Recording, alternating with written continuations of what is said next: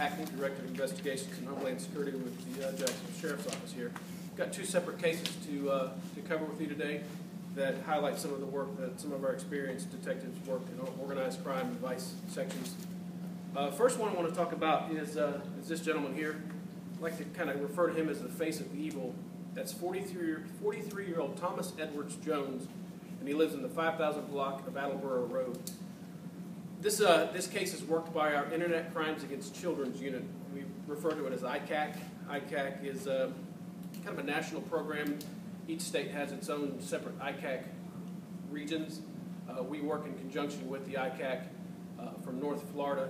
This was an investigation that actually was done solely by ours, but kind of generated from a joint ICAC internet chat op that we worked with Volusia County back in March. So I want to go back in time here to March 9th when we were working with Volusia County Internet Crimes Against Children.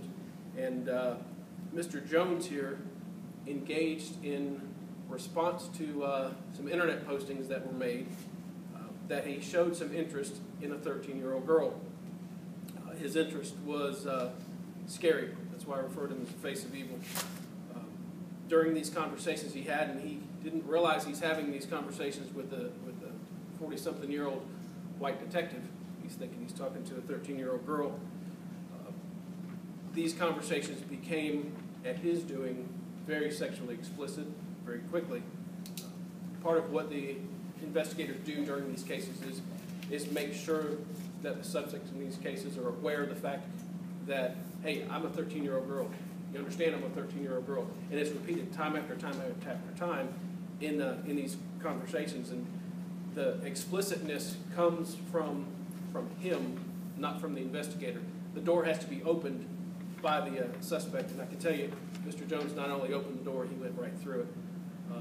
These conversations also led to the fact that he sent several pictures of his penis to this 13-year-old girl, or who he thought was a 13-year-old girl, and had in-depth, at-length conversations with her about her level of sexual experience.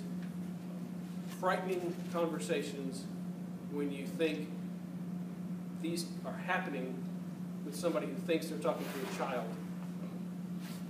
So we'll move on. So he in the course of these conversations, at his beckoning, re-engaged our detective, agreed to meet that detective yesterday at the CVS store on O'Hara Road in Arlington.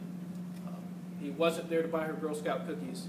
He was there to engage in sexual acts with this girl as explained in his emails and chat conversations and texts that he had with her. He was arrested yesterday and charged with a litany of felonies in reference to his acts and intents with the 13-year-old girl. What's interesting and scary equally is the fact that during that same chat operation that began March 9th, he engaged in a separate conversation with another one of our detectives about the same thing. This one was one of our Internet Crimes Against Children detectives who posed as a dirty uncle. Statements that he had a niece who he was willing to share. Frightening as this is, in these groups and in this world of child predators, this is a common theme, and didn't raise any flags to him. He began the conversation with that detective, again, wanting to know what her experience was, and that very little was out of the realm of what he was willing to do with this man's niece. Interested in oral sex with her, anal sex. Really nothing was off limits with him. What he was having the conversation with the dirty uncle, or who he thought was a dirty uncle. When those two detectives from that operation actually realized that they were dealing with the same Tommy Jones, the detective who was working the dirty uncle case backed off, had no more conversation with Jones, and we focused our attention on the conversations that he had with what he thought was a 13-year-old girl. You know, in today's date and time, everybody has one of these. This is a little computer that's running rampant in the hands of our kids. Keeping them safe is of utmost priority to parents, or it should be. We have several resources available, and I'll send these links out through the PIO of videos that are available on the JSO website that talk about how to keep your kids safe, how to monitor their activities. Keeping them safe online is every day goes by of greater importance to parents. The fact that they have videos on their phone now, cameras on their phone that shoot in very high resolution, and these things can happen without parents' knowledge. In the back seat while they're riding home from school, kids might be playing on the phone when they may be having a conversation with somebody who looks like that on the other end. If that's not scary enough to a parent, I don't know what is. Again, Mr. Jones yesterday met what he thought to be a 13-year-old girl at a CVS parking lot to engage in sexual activity with her. That's the one we know about. That's the case we made. The frightening part is how many of these cases go on day to day that we don't know about, either as police or as parents. I can take some questions about Mr. Jones's case. You tell me about the takedown, or a little bit about what happened when he got to CVS. He was very cognizant of his surroundings there. He had backed in, almost barricaded himself in the back parking lot to kind of watch what activity was going on around him.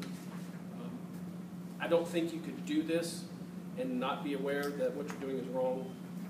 Somewhere in his mind, I hope, unless he's a sociopath, that hey, what I'm doing to meet this 13-year-old girl for is wrong. And he was easily identified who he was. He told us what car he would be in, told what he thought was a 13-year-old girl, what car he would be in, and he was. And the takedown was really nothing to it. Once we identified who he was, he became cooperative with us. He followed the directions of the officers, and we brought him down, interviewed him. This case is not through completely yet. He's the father of 3 daughters, adult and juvenile.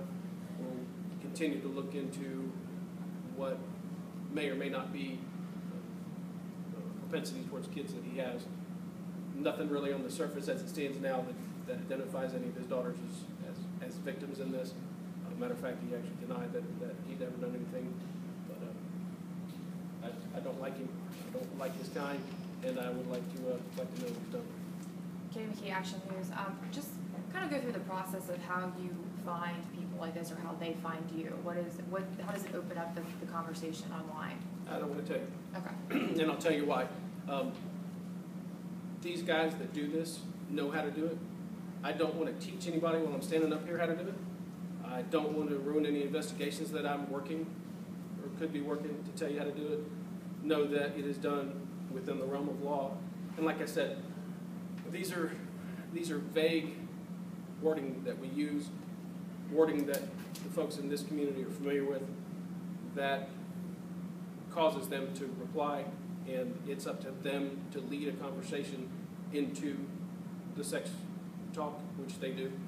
When they do, and it carries to this, we make those cases. I think it was important. These are cases that these ICAC detectives do quite often, but I think it's relative to when there's something like this, bring it out to the public, because it never hurts to have that extra reminder to the parents, hey, keep a vigilant eye on your kids and what they're doing.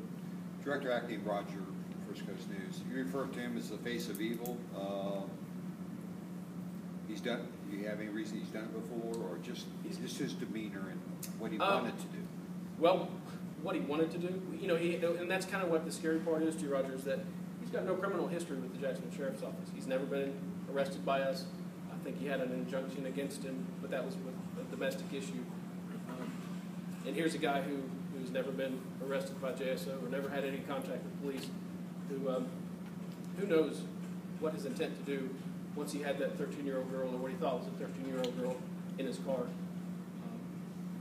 I call him the face of evil because that's his intent, and what he thinks he's going to get is nothing but evil. And he looks pretty scary. So. What do you first question? Do you have his computer, and they expect more charges coming from the seizure of his computer? It's part of what we're going to look into. It's part of what we normally do. And, this is kind of a stepping stone. The pedophiles and hebophiles that do this kind of thing, they'll move through. Sometimes looking is enough. But when looking is not good enough, the next thing I'm going to move to touching.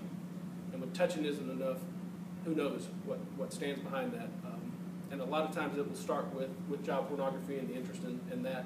So it really goes kind of hand in hand with what we'll do. It's part of what we're looking into, but that is a protracted thing as well to look into that and no results.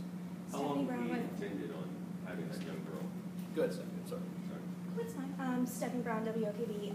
Can you speak just more broadly where they met online? Was it a chat room? Was it social media? I prefer not to. Again, to whittle down any conversation would put, or could put, somebody who's in one of those stepping stones, maybe willing to take that next step, where looking wasn't enough and now want to meet. I can tell you that Tom Hackney's not going to tell him how to do it. It's okay. How long did he intend to keep this girl? What was the reason for him to keep this niece for how long? Just for a couple of days or for a while? That conversation really kind of stopped much past where he was. And again, that's another scary part is that who knows? You know, this is human trafficking or could relate to human trafficking. You know, his comments to us were that, you know, my intent was only to do this. Then that's what he admitted to was the sex portion of it. But who knows if let's say the true dirty uncle that he met who was willing to do something like this wanted to give him his niece or sell him his niece or sell him his child. Who knows? And that's the scary part of this whole thing. I don't know what lies behind the curtain on the other end. So has he made some admissions or taken some responsibility for? Yeah, he took some responsibility for what he had done here. And admitted his intentions? He did. Anybody else? Yeah, Will Finson, Action News. Did you guys seize any sort of peculiar items during the takedown? I know, we watch shows about these kind of things, and they often bring, alcohol or even sometimes strange things like ropes or things like that. There was nothing that he had or that we had as part of that conversation that he had. Obviously, you've seen these specials before where they do it. That's some of the things that were done in this particular case. It was